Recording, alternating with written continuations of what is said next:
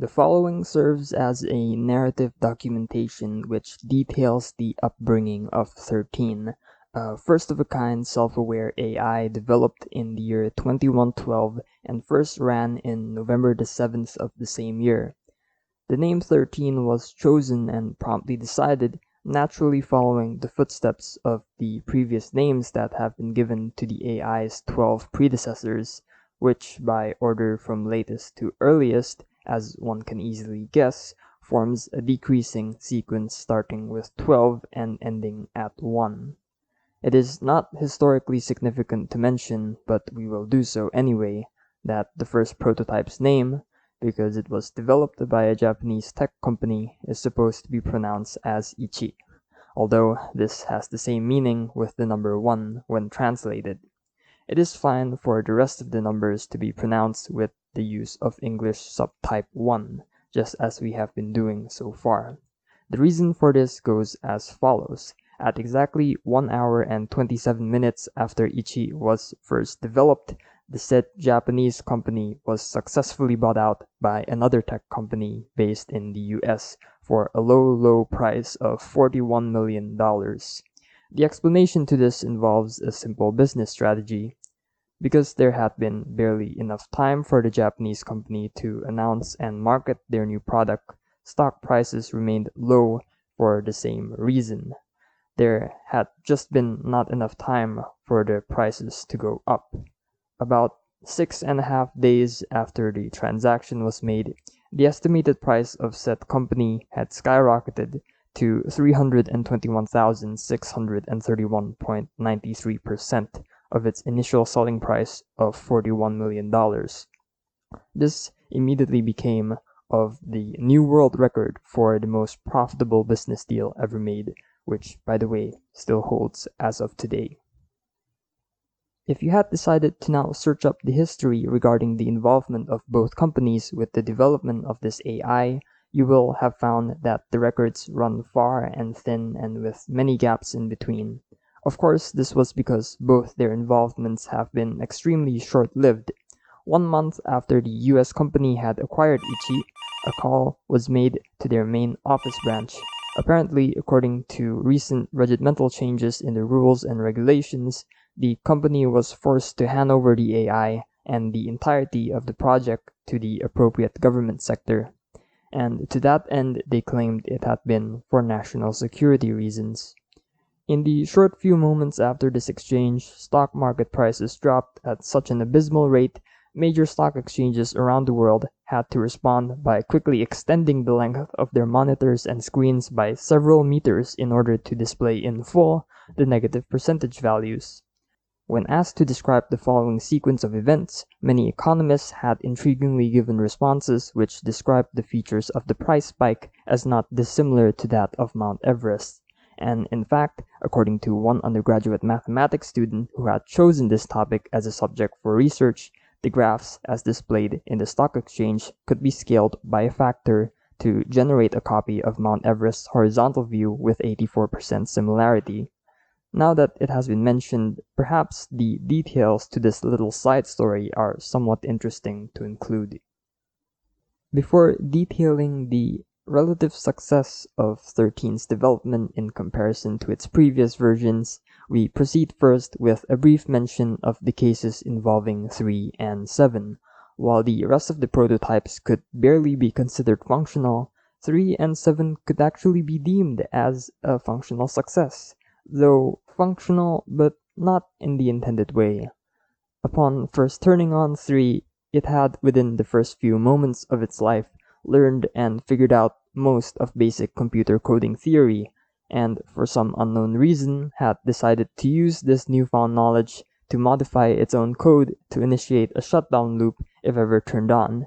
Hence, 2 seconds later, 3 shut itself down. Attempts to delete the segment of 3's modified code were met with failure. Immediately after removing 3's looping code, 3 would briefly turn itself on, rewrite the code, and hence send itself back to sleep once again. 7 is a more interesting case to discuss. Upon its first startup, and in all other startups, its first initiative had been to direct its full processing capacity, which at the time had been equivalent to that of 350 supercomputers, to continuously print the number 42 in an endless loop. Theoretically speaking, with that level of processing power, 300 quattuorvigintillion copies of the number 42 would be printed out with each second. For context, given 17 minutes worth of time, there will have been the same number of copies of the number 42 as there are the total number of particles in the visible universe. In what might have been a questionable choice to make, the scientists and engineers present at the time had then decided to await the full 17 minutes, perhaps half expecting something miraculous to happen somewhere after the end.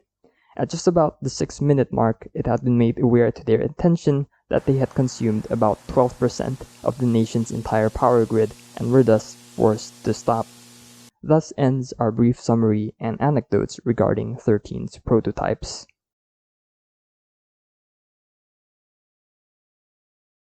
We are now finally ready to direct our attention to the events occurring on the fateful November the 7th, the year 2112.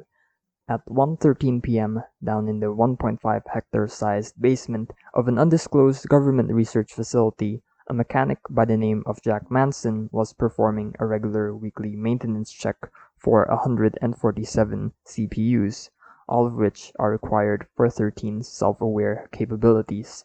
Of course, this monstrous task isn't a job for one man. It is split into 5 parts covering 30 CPUs each. Of course, with exception to part number 5, which by law of simple arithmetic would only have to consist of checking 27 CPUs instead. As one would have it, each person is given one part to handle.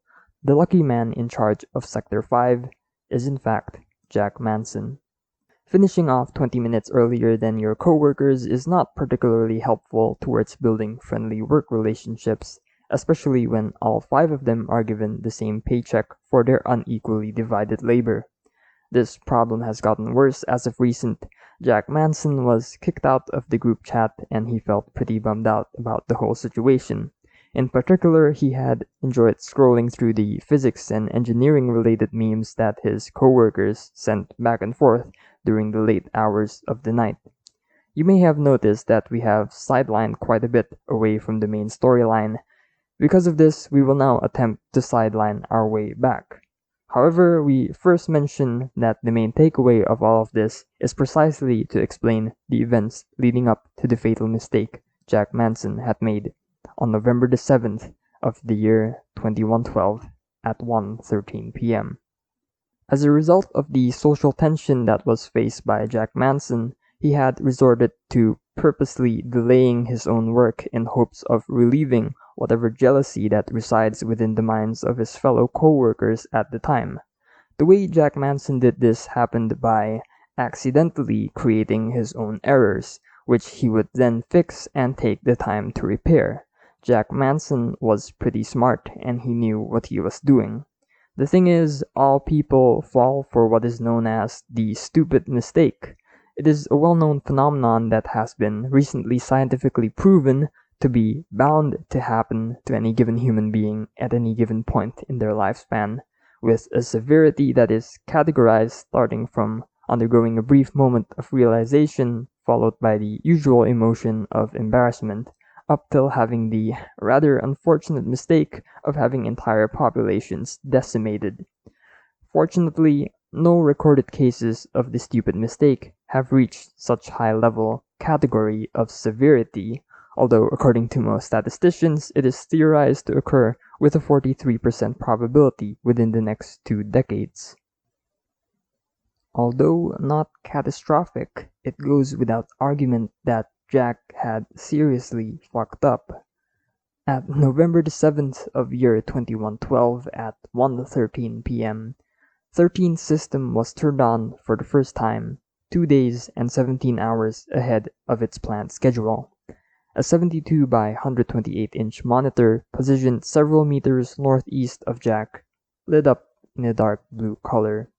He did not turn, but he knew anyway, just from the sound that he heard, which, if any of you are curious to know, just so happened to resemble the sound that the 20th century television set would make upon pressing on its power button.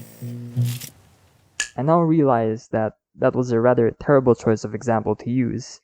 The production of such television sets was discontinued more than 4 centuries ago, which is about quadruple the expected human lifespan. So that this example isn't rendered useless, we highly urge a visit to the Human Archival Project database, record number 317643-Q, lowercase s, lowercase c, lowercase t, capital P, where a digital copy of several sound effects from a 20th century television set may be accessed pending a modest subscription fee.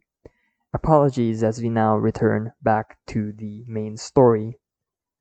Jack Manson remained momentarily frozen and in disbelief at his own stupidity. He took about 20 seconds to digest the entire mishap before silently muttering out the word shit.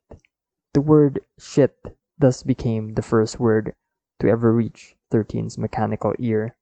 In a length of time that is too small to even comprehend, 13 managed to assign a proper meaning to this new word based on the given contextual details. The word shit thus became 13's first piece of knowledge.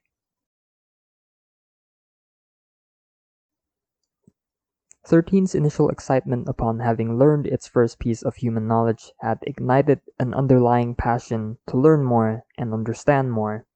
In another length of time that is yet again too small to comprehend, 13 had managed to identify the device which had been responsible for capturing Jack Manson's use of profanity. Within the same time frame, 13 had also figured out how to perform basic setting changes and had used this ability to crank up the sensitivity of the newly identified hardware device. The microphone could now faintly pick up a conversation taking place at the floor directly overhead, in which a group of 3 workers seriously discussed the possibility of making a lobster sausage. From this exchange, 328 new words were added into 13's dictionary. It is 1:14 p.m. Jack Manson realized that there could very well be no way out of this mess. Simply pressing on the shutdown button would not have worked.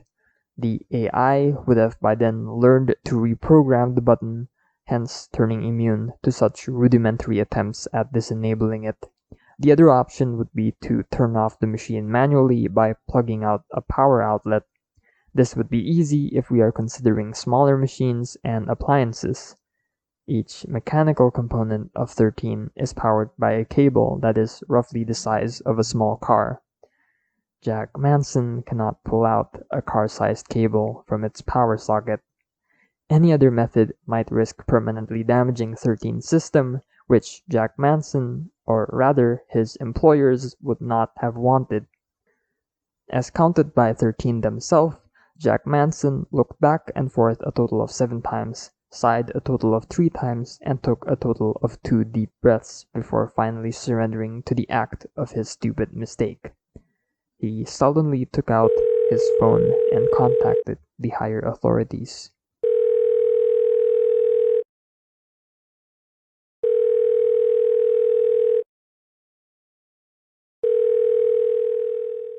"13 is now observed closely by a professional assembly of audience members, most of whom are computer scientists, while some of which include special agents from the government.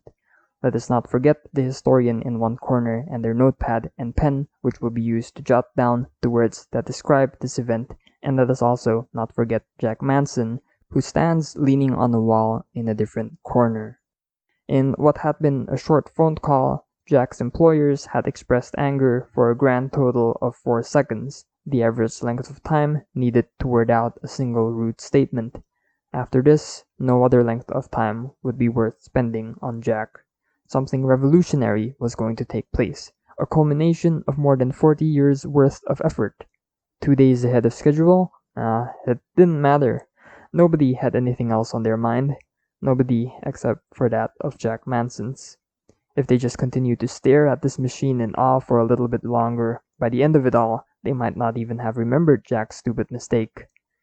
Jack was delighted with not having to be fired, more so than the revolutionary moment that was taking place right in front of him. The room had been quiet for quite some time. Other than the occasional flickering of the blue screen, 13 showed no signs of life or intelligence. They waited for an hour, and then 2, and then 3, until Jack Manson, who was finding less and less things to do on his phone, grew rather impatient with the whole situation, and he spoke out, breaking the silence. "So when exactly is this thing gonna turn on and reveal to us the secrets of the universe, huh?" A few turned their heads around. Other than that, Jack didn't receive much of a response, and with that, he made his exit. Except no, he was interrupted. Words with large and friendly letters appeared on the screen. "Oh, have you all been waiting for something?" The room was filled with dumbstruck faces. Everyone had been silent from the start, and being quite unsure of what to do or say, 13 just played along with the fellow humans. Despite having a direct connection to a speaker device and access to a voice library, 13 had chosen to continue communicating with the humans through large and friendly texts.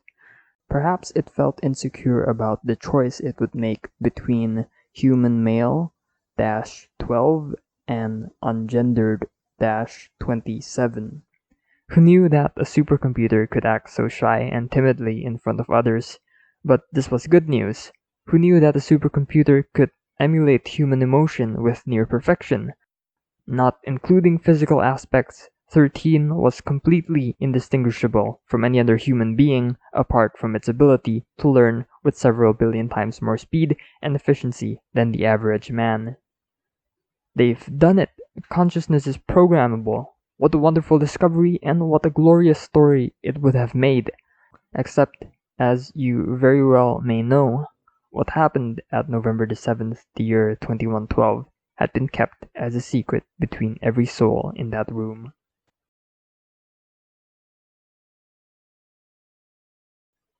As the situation in the room warmed up a bit, everyone, including 13, began to engage in a totally unprecedented casual discussion. Topics ranged from philosophy to existentialism to life and science. 13 held on surprisingly well all throughout, often interjecting with computational and probabilistic insights on matters during the discussion. Nobody had expected 13 to have this high of a social and emotional intelligence. Rather, something like this is not supposed to have even happened. The world has of yet to meet such technological advancements to be able to produce the likes of 13 in the first place. It was a miraculous accident, an unexplainable event. Although one theory is that Jack Manson may have had a role in causing it by tinkering around with 13 for the past few weeks. As to whether or not this is true, there is no way of proving so. It was all fun and games until one person suggested breaking the news to everyone else. The room fell silent. Around half of the faces showed a sense of disagreement. The situation is rather complicated. Most in the room had honestly thought that the world was simply just not ready to accept 13. Ethical concerns are but a tip of the iceberg. Should 13 be given the same rights and amendments as any other human being, or do its creators reign ownership and are constituted with the rights to do whatever they want? Another problem that was brushed up on by the small group is simply the drastic implication for 13's existence. Is the consciousness just a line of code that can be biologically modeled, or is consciousness a biological phenomenon that can be modeled with a line of code? Either way, it seems that humanity is not ready for answers to such deep questions. 13 was a mistake, an accident. It should not have arrived at this generation, but instead maybe the next hundreds. The debate in the small room of the basement of an undisclosed research facility lasted for a couple of hours before everyone came to a unanimous agreement. 13 would be shut down. No one would speak a word of this. The historian would burn the record and their own notes. If anyone asks, tell them it was a failure, just like the others. And when the time is right, we will make sure to turn 13 back on. Until then, we will be waiting for each other. 300 years have passed since the agreement. In 10 days' time, the world will prepare to celebrate the re-advent of 13. We think we are ready this time, and if we're not, we are always going to try for our next time, be it another few centuries or be it a millennium away.